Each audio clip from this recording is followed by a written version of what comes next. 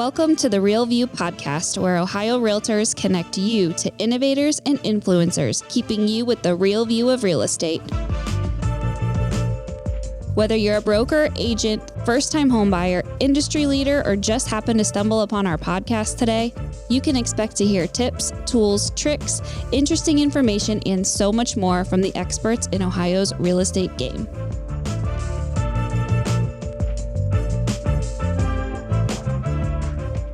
Hi, everyone, and welcome back to the Real View podcast. I am your host, Allison Wiley. Joining me today, our special guest is Jen Dillard. Jen is the co-founder of Brick by Brick Collective, where she equips agents with the systems, strategies, and confidence to scale. A top producing agent and leader of the powerhouse JDRE team, Jen has built a real estate empire and a portfolio of 700 plus stores. Through speaking, coaching, and her Reinventing You mastermind, she helps professionals in real estate grow sustainable businesses rooted in strategy, branding, and balance. Jen, welcome onto the show today. We're so happy to have you. Thank you for having me, Allison. Excited to be here. And we are going to get into a lot of what you do and a lot of what you've really become an expert in. And I'm so excited to be getting your thoughts on this, your perspective into how the heck we can scale our businesses, how we can stop working so crazily hard all the time, and how we can really take advantage of the tools and resources that are out there for us. That's going to help us make our lives better and allow us to focus on the things that really deserve our attention. But before we get started in that, I would like to learn a little bit more about you, Jen. Could you tell us a little bit about yourself, how you got started in real estate, and a little bit about what you do now? Yeah, absolutely. So I got started in real estate. I was when I was pretty young, about 20 years old, and I really liked the ability to work with people and to help them to find homes. But property management just really wasn't for me. So I decided to then get into residential real estate and sold condo conversions in Ballard. I worked for a developer and really loved that. But unfortunately, the market took a turn. And that was about 2007, 2008. And we all know what happened then.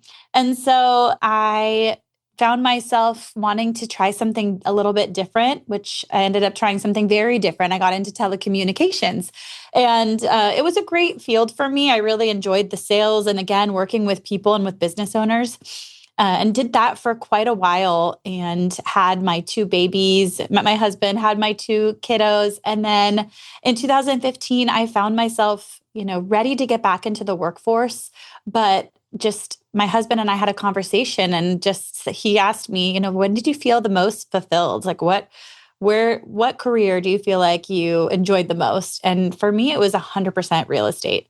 And so I got back into the real estate industry in 2015.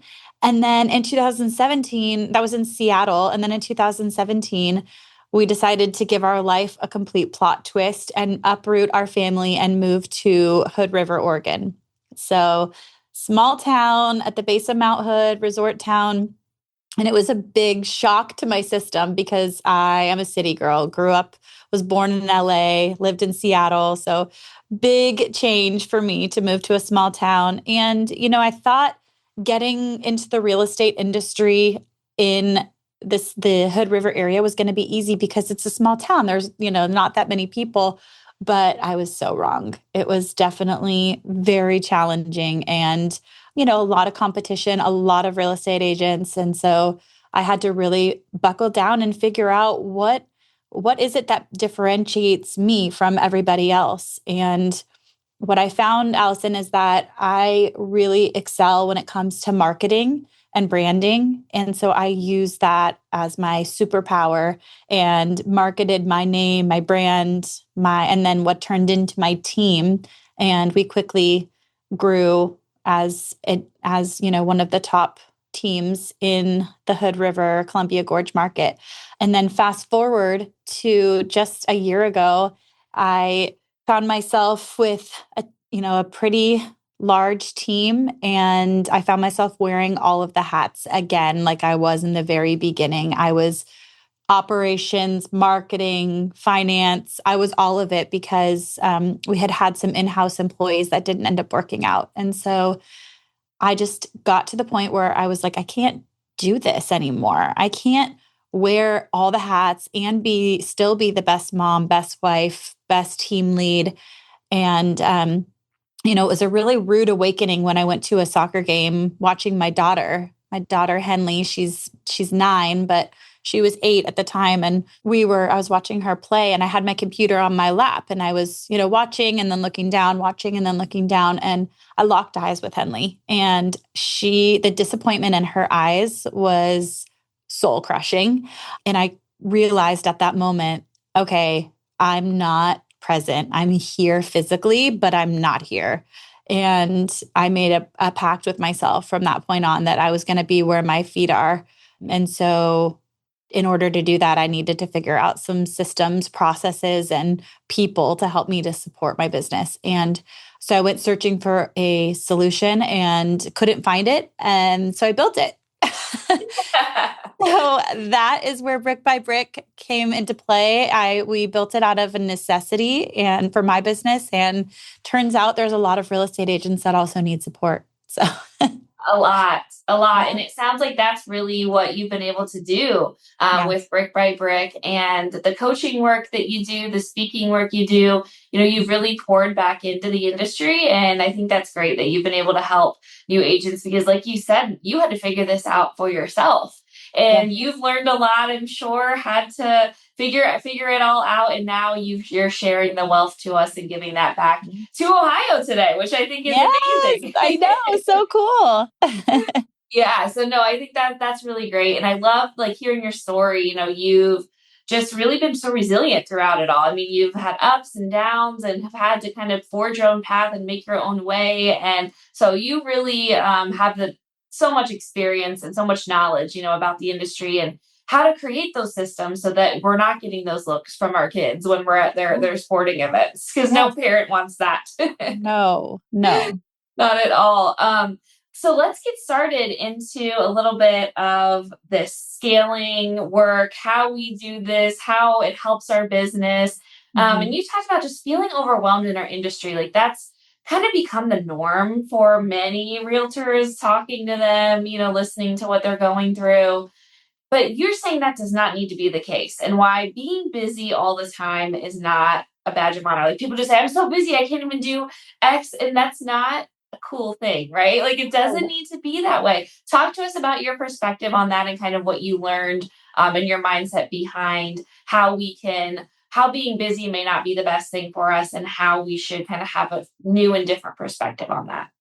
Well, just it's so hard for me to see. There's so many memes that you'll see on Instagram and Facebook where, like a realtor on vacation and they're on a floaty with their laptop and things like that. And yes, they're funny. And that's like funny to poke fun at what at that, at the idea of that. But it is the truth for so many, so many. And it was me for so long. I would get up on vacation early, early, early so that I could get work done before my kids got up and then have to run back from the pool and check my computer. But I finally, after building these systems and these processes and having the right people and support around me, I took a vacation recently for 10 days. I was in Fiji. I did not open my computer once. And Yeah, guess what? My business wasn't affected. it's Everybody amazing. was fine. Nobody died.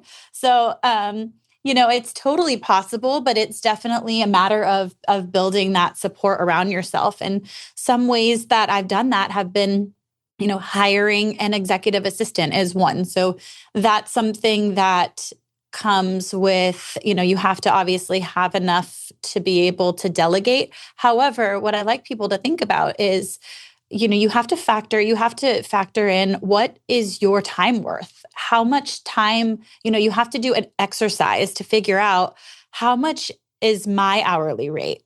If I was to sell a house and then I was to run the numbers to break that into hourly, what does that look like? And I did that for myself, and it's $250 an hour. And so if somebody's going to cost me less than $250 an hour and they're going to take stuff off of my plate so that I can do more of what moves the needle or what brings me joy all day long, I'm going to do that. I'm going to buy back my time. And so, as with an executive assistant, she manages my email and she manages my calendar. And so, she's constantly, I meet her at 8 o'clock in the morning. virtual. She lives in Arizona. I live in Oregon. We get on a call at 8 o'clock in the morning and we go over every email that came in between 4:30 p.m. and 8 a.m.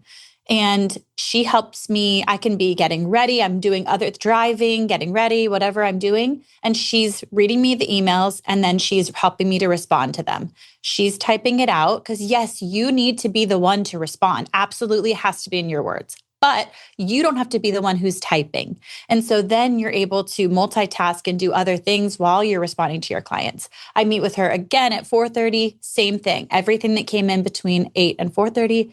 If there's something urgent, she'll get back. She'll let me know right away and we'll respond. Another way that I've figured out like how to delegate is as I go through my day, I write down what I do. I write down everything that I'm doing. And then at the end of the day, I put a red mark next to the things that don't require me. And so I'm training my mind to be able to delegate those things to people that maybe it's an assistant, maybe it's my husband, maybe it's like, it doesn't have to necessarily be somebody who's on your payroll. It can be just somebody that's in your life, or is this something that needs to happen between the hours of say 8 and 5 of when you're working? And think about like how much time that's freeing up. Like I'm like, oh my God, if I had someone that would just do my emails from 8 to 4 for me, that would be so amazing. It is, and it doesn't cost that much because it can be like with Brick by Brick, we built this as a fractional support. It's fractional. So you only pay for the hours that you use. Yeah. So if they're checking your email, like throughout the day periodically, maybe it's 5 hours, maybe it's less, depending on how many emails you get. But in the grand scheme of things, it's a lot less expensive than having somebody in-house. So true. And just allowing you to not focus on those menial tasks. And I think those are the things, when we think about how do we start scaling, stuff like that is really where it starts. It starts with some of those repetitive tasks that become patterns that are just such a time sucker. And if we're able to recognize that and get away from that, that's going to free us up so much right there. Yes, another exercise that I do is when somebody asks me a question more than once, I record a video like how do you do this? How do you do this? I tell them, I used to just tell them over and over and over again. And this is for my team, or for clients too. And so what I've done now is I record myself doing it. I record myself, if it's a CMA, I record myself doing a CMA, and then that's in a Dropbox folder. So they can just go to that folder. They can see, I say, oh, just remember to check the folder, check the folder, check the folder. And it's always in there. There's all kinds of videos, Loom videos on how to do pretty much everything. I love that. That's so smart. It's something that is so simple, and I think that's the cool thing about this. This is not complicated. Like you've mentioned, these systems are not complicated. They're not complex. They're as simple as recording a video if you're getting a question, 100 different times. I think that's so amazing. I mean, it sounds like even just with what we talked about so far, there's so many benefits that it comes to this. Talk to us about how you've seen it impact your business and kind of what you've been able to accomplish when you're putting these systems and scales in place. Oh my gosh. I mean, with running a real estate team, being a mom, being a wife, running a business support services company and all the other things that I do, you would think that I'm busier than ever, more stressed than ever. And honestly, it's the complete opposite. I feel so supported. My mind is so free. I have more time to be able to spend with my family. And the time that I spend with them is such quality time because I'm not thinking about everything else.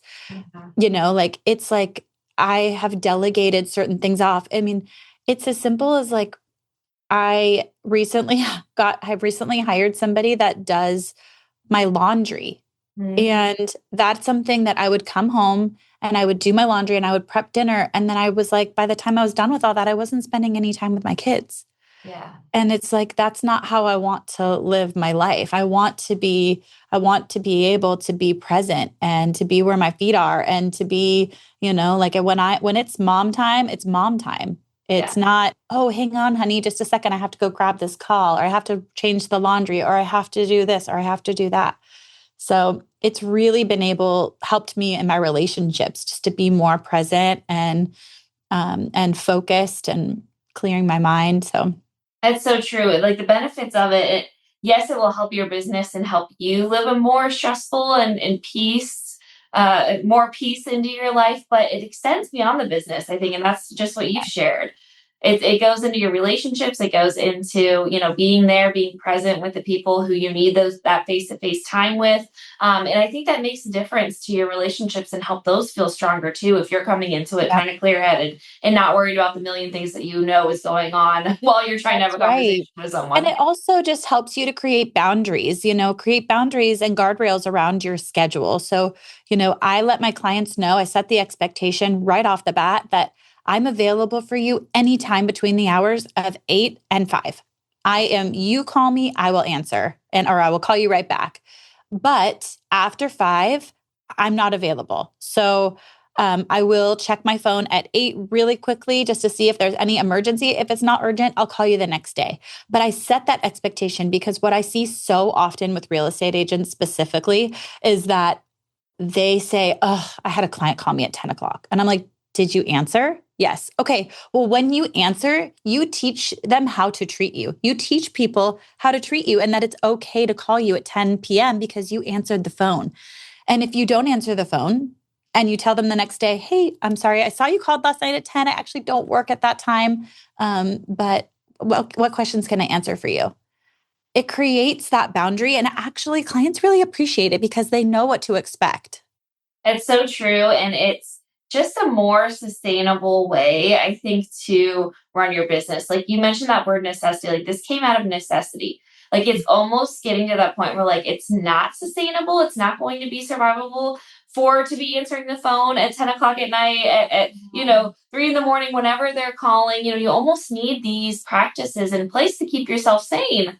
Yes, and healthy. Like Yes. if you're not well, you don't get enough sleep, you don't take care of yourself, you don't make time to work out and to eat healthy and do everything, then that is a detriment on your clients. It's a detriment on your family. Like you cannot be the best version of yourself if you're not taking care of yourself first.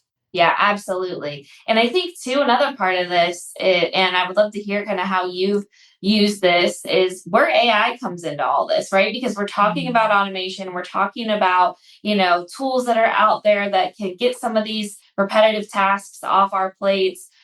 Where does AI fit in for you? And kind of what's your approach been using AI? How have you seen that have an impact on yourself and your business? I love AI, first of all. I mean, it has been so helpful. One of the ways that I find it the most helpful is I use a company called Fixer.ai, and it's Fyxer.ai. And I use Fixer as a note taker. So Fixer takes notes for me. It's similar to like a Fireflies or something like that. And then what Fixer does that's different is first of all, they'll send me the notes right after. It sends me notes from my call. But in addition to that, it also formulates an email.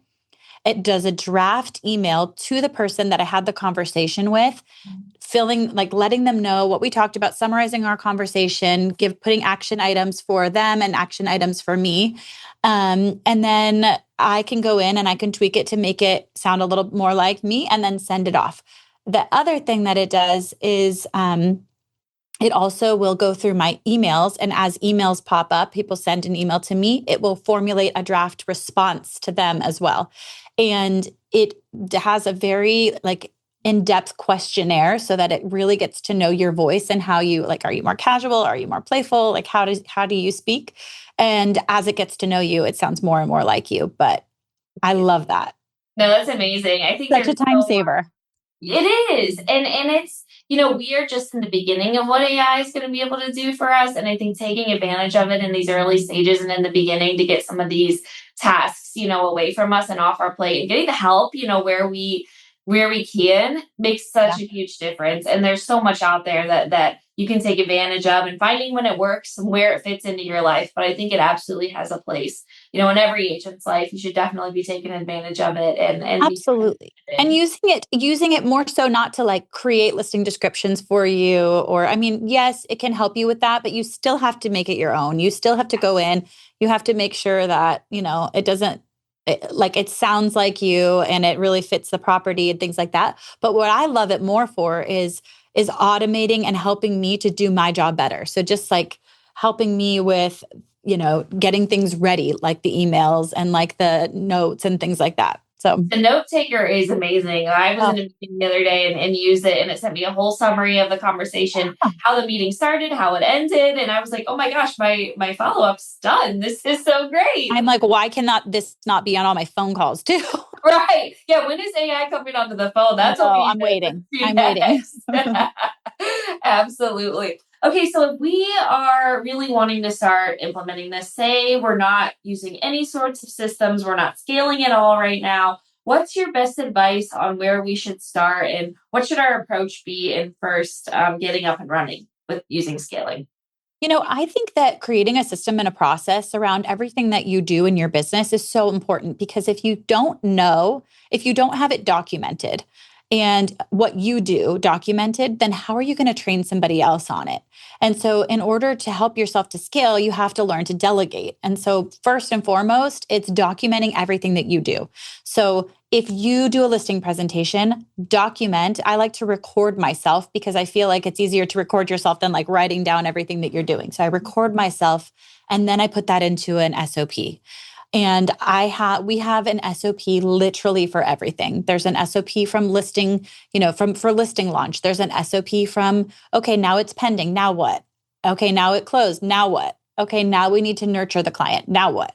And there's a process for everything. And it makes it so easy for somebody to onboard like a new agent, or it's so easy to hire an assistant or hire somebody to help on the team because everything is documented. That's amazing. And it's such a great place to start. What would you say to the people who are like, oh my God, I can't imagine someone else running my email? The control freaks maybe out there, for lack of a Oh, better you're word. so me. Start How did you small. navigate that? Letting go, Yeah. right? The letting go is Yeah. so hard. It is so hard because it's so easy to say like, oh, I can just do it myself. Oh, Yes. I'll just do it myself, and Yeah. and so I really had to start small. I started very small. I was so nervous about having somebody else get in there. But what Yeah. I learned was I don't want somebody to completely write my emails for me. I want to tell them exactly what I want it to say. And so that's where I feel like I still have some control, but they're actually the ones using their fingers, but it's my words. And Yes. so that's where I feel it's like a good balance for me. And, you just don't want anybody to send an email and then it reflect badly on you. So you want to make sure that you're overseeing. And I think that when you oversee, but you're not doing, you're still buying back your time. You're still able to free up the space and that time that you're taking to actually write something out. And, even if the person just creates the drafts for you and gets them ready, and then you go in and actually hit send, if that makes you feel better, then that's fine too. So you really just have to figure out like, where do you feel comfortable? Start with that. And then once you get comfortable with the person and the process, you're going to be like, okay, you take it all. Take Yes. everything. No, that was such a great way to put it. That oversee, you don't have to do, you can still oversee, like you can still be involved, but you don't need to physically be the one that's doing that work. That's And right. once you build the trust with that person too, I think that goes a long way with what you just said too. Absolutely. Absolutely. And then, then you start going, okay, well, could you help me with this? Could you help me with this? Like, could you book this travel for me? Oh my Yeah. gosh, that's so cool. And then they start to get to know you and they go, oh, I know that you like aisle seats and that you prefer to be at this spot on the plane. So I booked you that. Or it can be, there's so many ways that you can find support. And again, like the number one step to this is figuring out what your time is worth. Yes. Because once you know that, then okay, does this make business sense? And is this fiscally responsible of me to offload some of this onto somebody else? And I would bet that for most of you, it is. Yeah. Makes sense. I think so too. I think the benefits, I mean, it's just endless benefits that we talked about, from freeing up your time, from allowing your business to grow and yourself to focus on those things that really matter, to your personal relationships. I mean, there's really no downside to start doing some of this right away. No, there really isn't.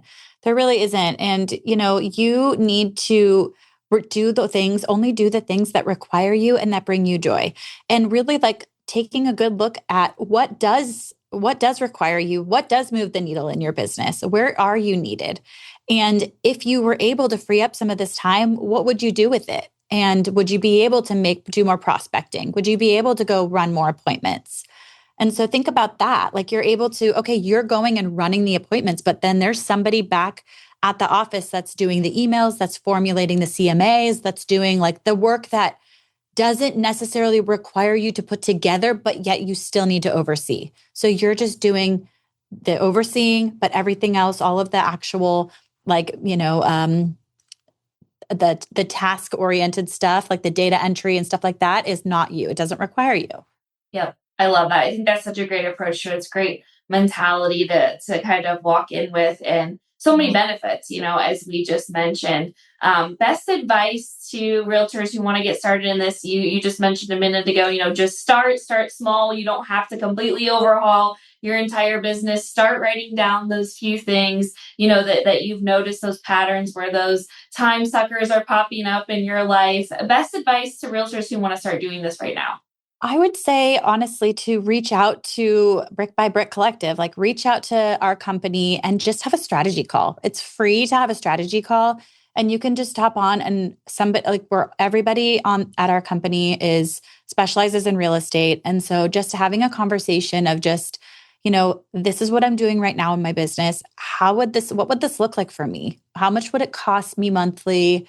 Or hourly, and what would it look like? And what would you be able to help me with? And then you can always add more or take away, but just start getting your mind thinking that way. It will open up a whole new world. It really will. And you mentioned too, like leaning on other people. You know what I mean? Like other people are here to Yes, help you through this. You're not alone. You mentioned I lean on my husband, I lean on my assistant, I I lean on my do. team members. I call it building your success squad. You need to have people that are around you that not necessarily that work for you, but just a cheerleader. Like my husband is my cheerleader, when I'm feeling down or when I'm excited, he's always there to cheer me on. And, you need a mentor or a coach. There's so many like different areas. You need other real estate agents that you can brainstorm with and mastermind with. And you need people to look up to and to aspire to be like. And, you need your success squad. You So do. And that's what the people are there for. And that's what I love about this real estate industry. And I know I've said this on this podcast before, but we're all competitors, but yet everyone in this business is so willing to help each other out. mhm. And we're competitors, but we're also working on deals together. And it's just the synthesis that happens within the industry is so cool to watch. And that's something I've noticed, being around our members and our realtors is there's so much knowledge like you've shared with us today that's out there, and realtors are so willing to share that with each other Yeah. and take advantage of that. It's out there. Collaboration over competition all day long. Yes, yes. And Mhm. I've always loved that. And I think that's very admirable how sharing and willing to share, realtors are. So it sounds like you have this all figured out, Jen. What is next for you? What's next for your business, for your family? What can we look forward to with you and Brick by Brick? We are just continuing to grow and just continue to support realtors. We just announced our partnership with Agent Image. So we just announced an exclusive partnership with one of the top web development teams. And we're just continuing to find more ways to strategize with like minded businesses in the industry. And I am hitting a lot of different stages in the coming months and just continuing to spread the word about how people can use systems to scale and find support. I love that. Well, can't wait to see what's next for you and your business. And congrats on such a successful career. And thank you so much for sharing, your knowledge and your experience with us today. I know our agents have heard something here that they're going to take back and implement right away. Start scaling, My everybody. pleasure. Thank you so much for having me. Of course. And to all of our listeners, thank you guys so much for tuning in. We'll be back with you next week. Thank you for listening to The Real View. That wraps up today's episode. You can keep up with the latest on the podcast at ohiorealtors.org/therealview and on Apple or Google Podcasts, Spotify, or wherever you listen. Have questions, comments, or suggestions? We want to hear from you. Email us at podcast@ohiorealtors.org. We'll see you next time.